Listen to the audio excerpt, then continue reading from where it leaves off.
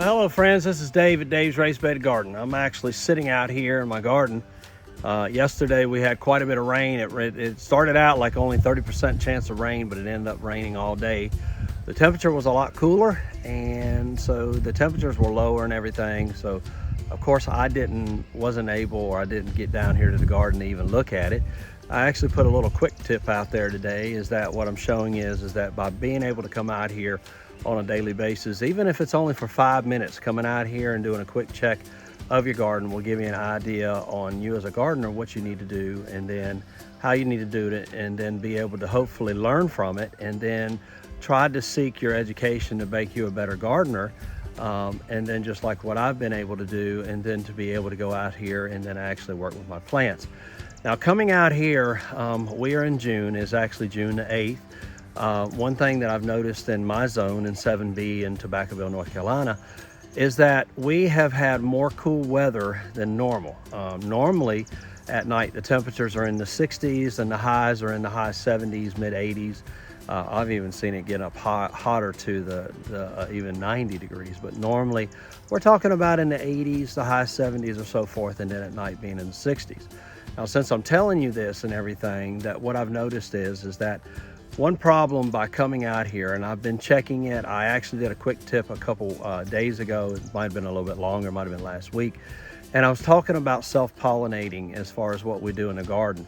Now when we're talking about pollinating our plants, you have to remember this. There's gardeners that all they grow is the cool weather plants.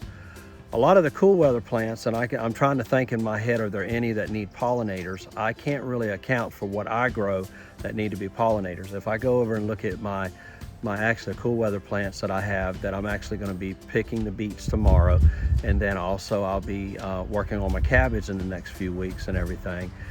My biggest concern is to make sure the heat doesn't get too hot on them, up in the upper 80s and even low 90s. So like another quick tip that I added was that I want to put a little shade on them, and when it's really hot, to be able to cover them up, and that's just something that you can do. But talking about what I'm dealing with the plants is that understanding exactly what we have to deal with. Now when I started my garden in 2018, one of the big things that I noticed was I had a lot of pollinators back then. And if I look back, you know, I had a lot of bees coming around the garden. I have blackberry bushes, I have honeysuckle and different things that are behind the garden, right on the baseline or the edging of the woods that are behind my house. So that increased and that helped. But what's happened is that I've had to cut back on those because they were moving into my garden and everything. So I had to cut them back. That could be one of the reasons why I haven't had the pollinators in the past couple of years. Last year I had them. This year, because of the cooler weather, I haven't been seeing them a lot. I look around my yard. I have flowers in other parts of my yard too. I've also noticed that my hydrangeas that are usually starting to bloom now, they're not blooming yet. So there's a little slow process that's going on, and I account because of the weather that we've been having, the cooler temperatures and everything, and also being the first part of June, that could be the other reason. But what I'm out here for is that I have plants that have really started growing because of the rain, because of the different other things that we've had.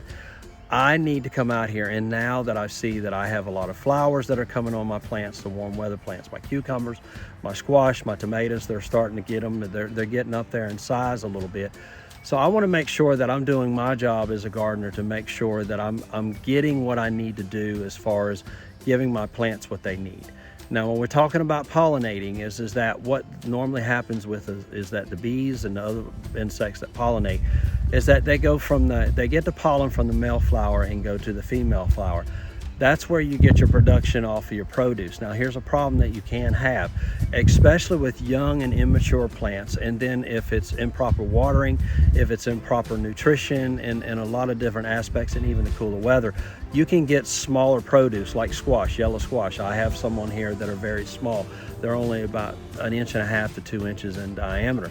Now the problem with that is I'll go ahead and pick them because the flowers have already come off on them. I'm not going to be able to get them to grow, so I want to concentrate on the growth of my plant and everything.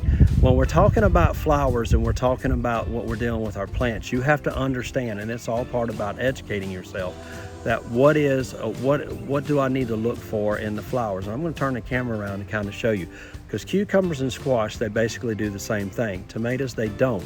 And it's because the male and the female flower are both in the same pod that I call it. But on tomatoes, But on your cucumbers and your squash and so forth, we have what we call a male flower and a female flower, and I'm going to show you exactly what I mean, and I'm going to show you based on my cucumbers, and then I'll also show you on my squash. So I've got my camera. This is a fairly young cucumber plant that I have, but it'll give you an idea when we're talking about the male flowers versus the female flowers. Now the male flowers are going to have, what they're going to have on underneath them is that they're just going to have a stem. Now I'm going to show you this one that you can tell. Now when I talk about a stem, I'm talking about this part here, but see right there, this is a cucumber. So this is telling me this is the female flower. This flower down here though, that I'm touching, I hope I can get a good view of it, is that this just has a stem. You see, there's no fruit on that. So this is telling me that this flower here is a male flower and this flower here is a female, because I see the tiny cucumber in there. So what I want to do is, because when I look around the garden right now, because of the cool weather and stuff, I haven't had the pollinators out here like I was hoping to see. So what I'm going to do is, I've showed this before, but I want to show you just a little bit more in detail. So basically what I'm doing is, you can either use a real fine tip, a really, really small paintbrush, or you can use the Q-tip. What I'm wanting to do is I'm wanting to go into this flower, and I'm wanting to go around and around and around and around inside. What I'm hoping to do is to get a little pollen on here, okay? And so what I'm trying to do is get a little bit of pollen, and then what I want to do is that when I want to come to this flower, and then what I want to do is come in and bring that. Now I'll actually do it twice just in case I didn't get it. Now with cucumbers, if they get big and we have a lot of flowers, it's going to take more time to do. It is.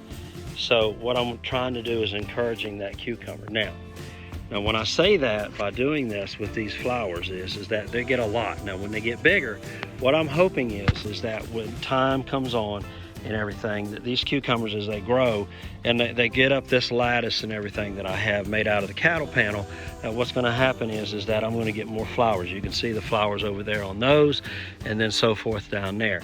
But also I'm going to turn the camera around over here. Look at my squash. See how big it is? These plants are big. These leaves are very, very big.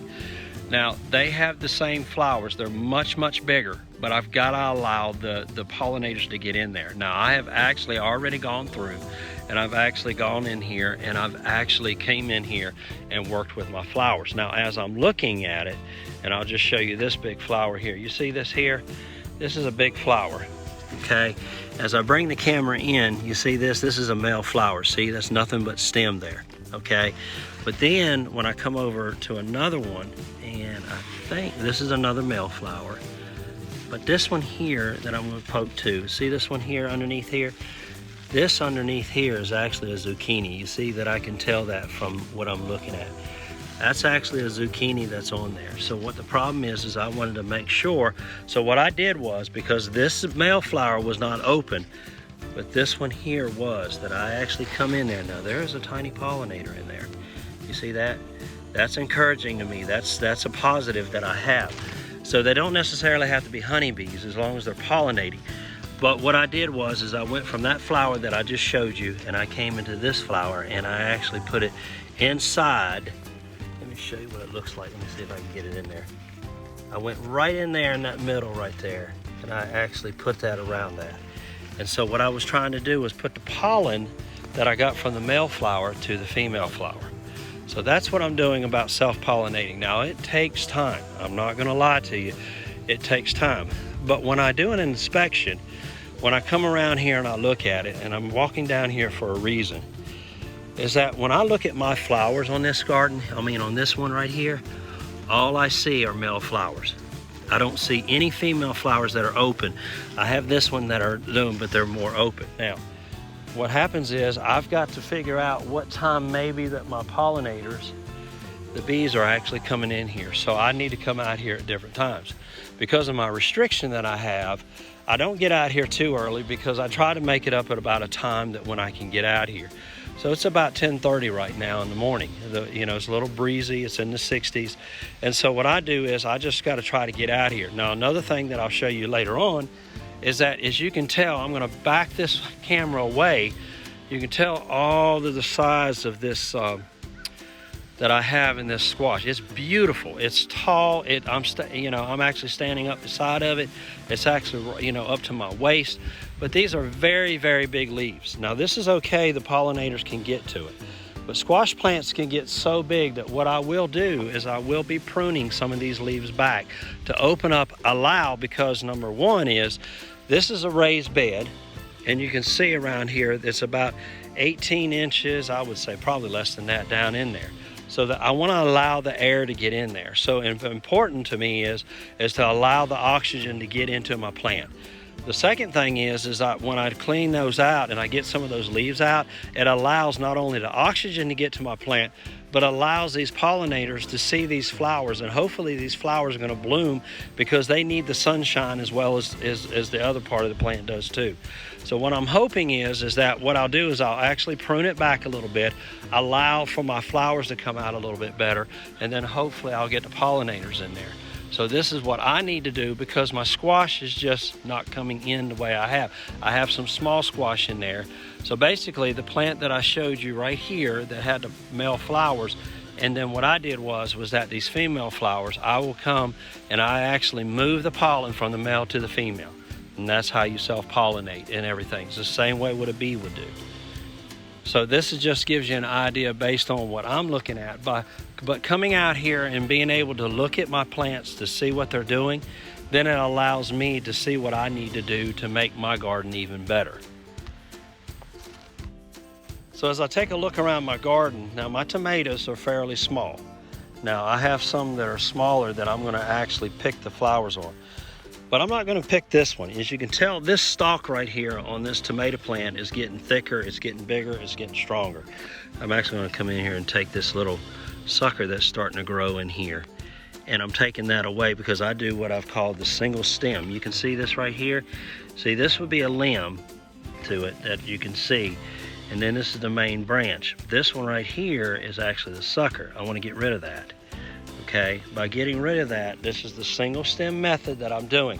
You don't have to do that. You can have more than 1 liter if you want.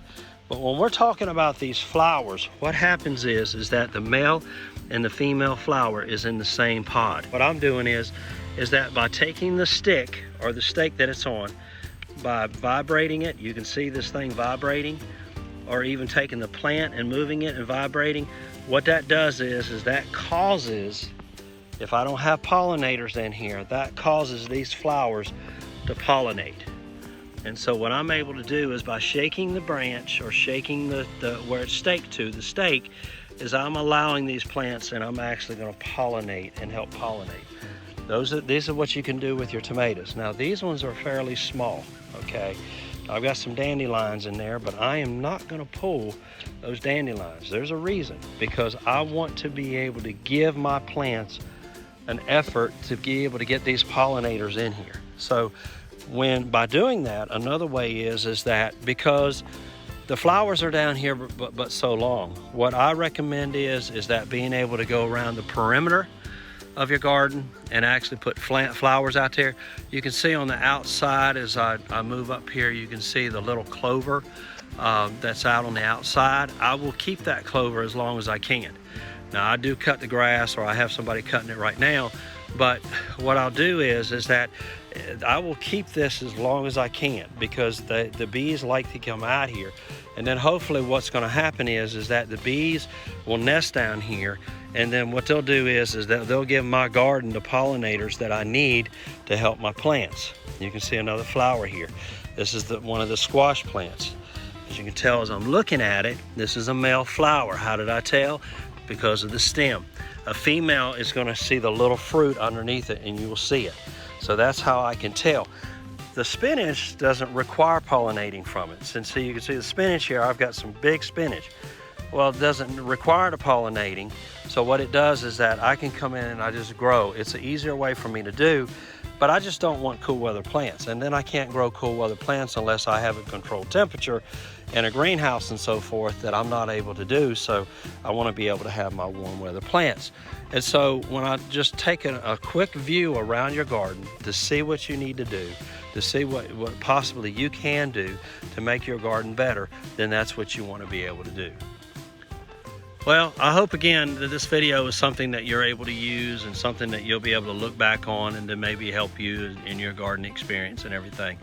And this goes without saying, is that when I talk about gardening, it doesn't necessarily have to be just a vegetable garden. It can be your flowers, your plants, and so forth. Understanding you want to be able to encourage pollinators to come. I want to encourage anything that I can do to bring more to me, and this is part of what I do.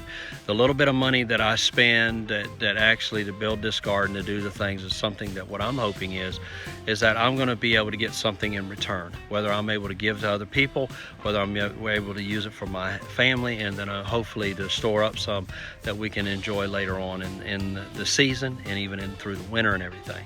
So that's what is important. So doing these little things, is it time consuming to come down here and to spend that little bit of time and do self-pollinating? Yes, it is.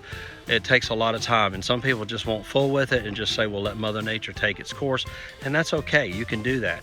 But I want to try to get more out of it, and by me learning this, it helps me to do. And then what I take is what can I do to get the pollinators in here? Well, just like I said in our previous clip, is that by encouraging the pollinators to come, by putting flowers, special flowers that the bees really like, the clover, the different things that I can have around the garden.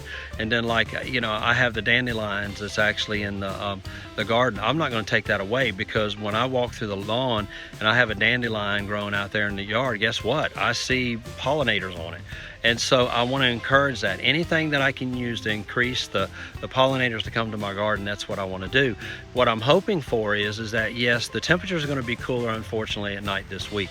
But as I'm hoping is that as time goes on, while I'm out here making the effort that I can, the little things that I'm doing, walking through and then doing the self-pollinating, that what's going to happen in return is that the pollinators are going to come, and then as the warmer weather comes, and then I'll be able to get them in here, and then I'll be able to move forward with it. And then my workers will be out here doing their job too, where I don't have to come out here and self-pollinate. So this is just a little thing that I wanted to share with you today, and I hope this little information that I give you and everything is something that you can use. I know it's a help to me because it was given to me.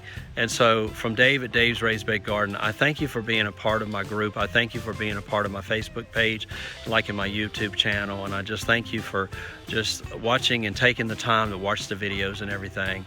And from my garden to yours, from next time, until next time, this is Dave at Dave's Raised Bed Garden. God bless you and take care.